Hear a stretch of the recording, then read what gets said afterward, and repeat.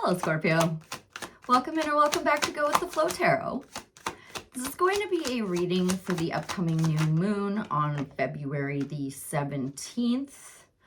But of course, unless otherwise stated, all tarot readings are timeless. I don't know how to take these. You know what? I'm sorry. I'm going to put this all back in and I'm going to give another shuffle. And I'm going to try and pull 3 cards. Sorry, I just had too many to come out and I wasn't exactly sure how to place them or how to take them. What I will say is for your overall general energy, you've pulled one of my favorite cards. You have the Queen of Wands coming out, which tells me that you are feeling very confident, very self-assured, not caring, thank you so much, about what other people think, and being very positively focusing on the future. Queen of Wands is one of my favorite cards. Well done, Scorpio. In your recent past energies, you're looking at something you've been working away at for a while now, and you're trying to decide whether or not the juice is worth the squeeze with that 7 of Pentacles coming out. In your present energies, maybe you decided it was because you have the Queen of Pentacles showing up. So you are very positively focusing on your resources, finances, stability, home life, things of that nature. Very much stability and home life. You might even be getting married pretty soon. I don't know. You tell me, Scorpio, because in your upcoming energies, you have pulled the 4 of Wands. So that is the marriage card. It can also just be you celebrating, building that stable foundation. It can also say it's time to cross the threshold and actually be living that life. But I like that these 2 queens are here. You're very, very positive on the future and your finances, which is always great to see. Let's see what, I'm good on the Queen of Wands. Let's tap into the 7 of Pentacles in your recent past energies. Oh, okay, cool. Oh, interesting. Now, I did see the 6 of Cups a few times during your pre-shuffle. So you walked away from self-imposed restrictions and you did some inner child healing in the process. The 8 of Swords came out very clearly in the reverse. So you had... It was difficult for you to make a decision as to whether or not the juice was worth the squeeze because you might have been making a little too big of a deal out of things, or you weren't really tapping into your intuition, but it came out in reverse. So you did those things. Spectacular job, Scorpio. I'm happy. I'm going to leave that there. And it's also your recent past. I don't want to dwell on the past too much. How about this Queen of Pentacles then in Scorpio's present energies? What? Thank you. Oh, interesting. So again, with the 8 of Cups, this time with the Queen of Pentacles on the split, you are heavily focusing on your resources and your stability. More so your stability right now with another 4 coming out. This time the 4 of Pentacles. Now, this can often be saying you need to let go and let God. You might be clinging on to something, thinking you have to hold on to it for your stability. But if you would just release and trust that Spirit always has your back, God might be trying to bring in something bigger and better for you. And one of those cards I wasn't sure to take because they came out just too many was the Ace of Pentacles. So I strongly feel like you need to loosen the grip a little bit, try to let go of some control, especially regarding your finances, your home life, things like that. Anything else you'd care to share about the Queen of Pentacles and the 4 of Pentacles in Scorpio's present energies? Thank you. Okay, yeah.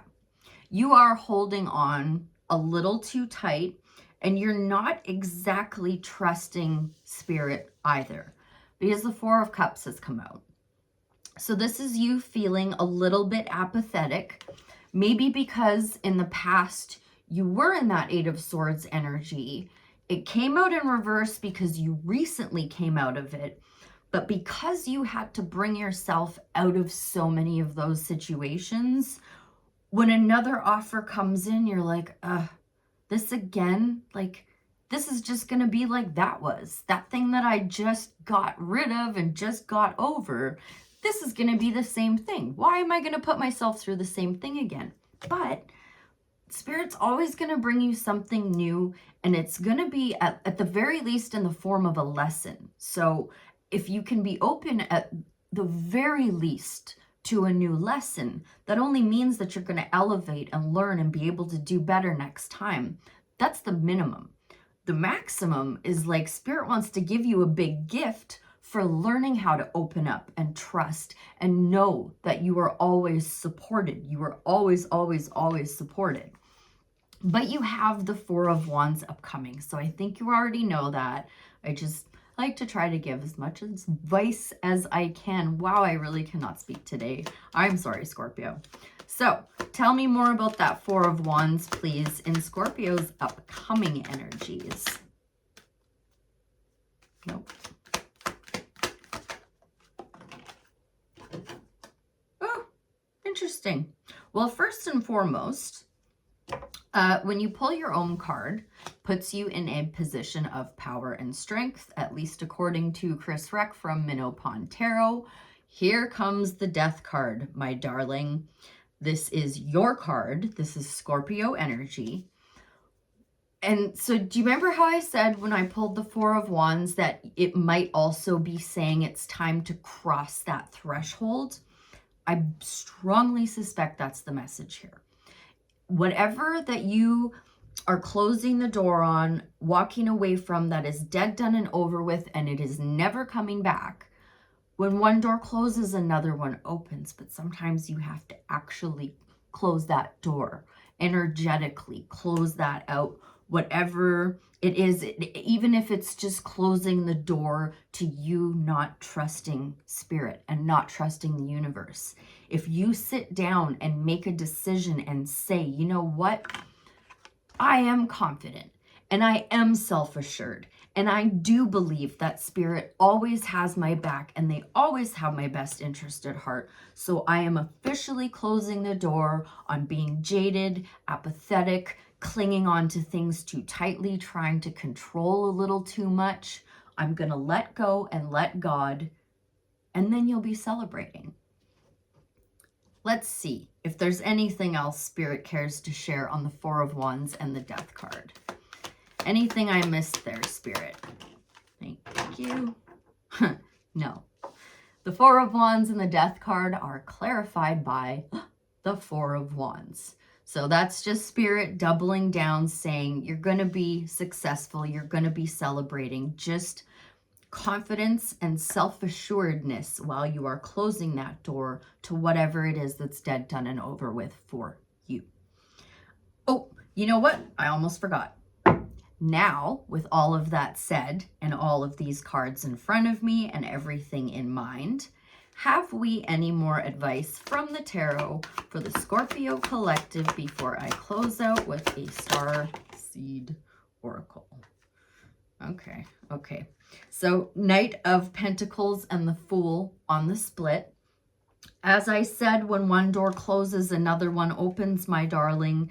So just take your time, be methodical, but you are going to either have some kind of knight in shining armor show up to help you out with some healing and to start working towards your wish fulfillment. Could be an Aquarius with the star coming out there. Or this is you after you've closed that door. It's dead, done, and over with. You energetically closed it. You do that healing. You start working towards your wish fulfillment. You start working towards planting your seeds where you know that they're going to grow. But with that Knight of Pentacles making an appearance, I do want to say you can take your time with this if you feel like you need to. I think that's about enough of that. Let's get you a Starseed Oracle now to get any more advice that I may have missed through the tarot. A Starseed Oracle card, please. Thank you so much. My darling, the Great Severing, Death card. Mars energy, anger, conflict, softening to love. If that isn't going to speak to the death card, I don't know what the frick is. Miss Rebecca Campbell, The Great Severing, is on page 72. Ooh. This is a shadow card, one that may feel confrontational. Don't be afraid. It's here to bring to the surface... I'm sorry. It's here to bring to the surface anything that's standing in the way of letting love in. The warring planet of Mars is a constant reminder that it's important to soften, forgive, and find our way back to love. There are many things in the human experience that make it difficult for our heart and soul to stay open to the never-ending source of love. We're all wounded, and our unconscious wounds inflict wounds on others. It can feel like a never-ending dance we can never escape. If we aren't careful, before long, we'll find the world as a scary, dangerous place where fear and anxiety roam free. This is so your card. If this card surfaces, it could be for two reasons. Firstly, for you to acknowledge the difficult emotions, situations, conflicts, wounds, and fears that are causing you pain and anxiety. Secondly, it's for you to find your way back to love. When we're hurt, it's normal to close off our heart to the world, to let the painful experience confirm the agony of separation in earthly life. Soften and find your way back to love anyway. When fear, anxiety, and paranoia paralyze you, it's normal to want to hide away from others and the world. Come out of your cave and soften your heart anyway. We're all innocent children spinning our way around the world. Find a way to see the innocence in all people, especially yourself. Starseed Soul Inquiry. How are you cutting yourself off from love? How can you soften towards those who have hurt you? It is really important for you to trust right now, my darling. But there are a ton of ultra positive cards here, so I am not at all concerned for you. I hope that was helpful. I thank you ever so much for being here, and I'll see you again real soon. Bye for now.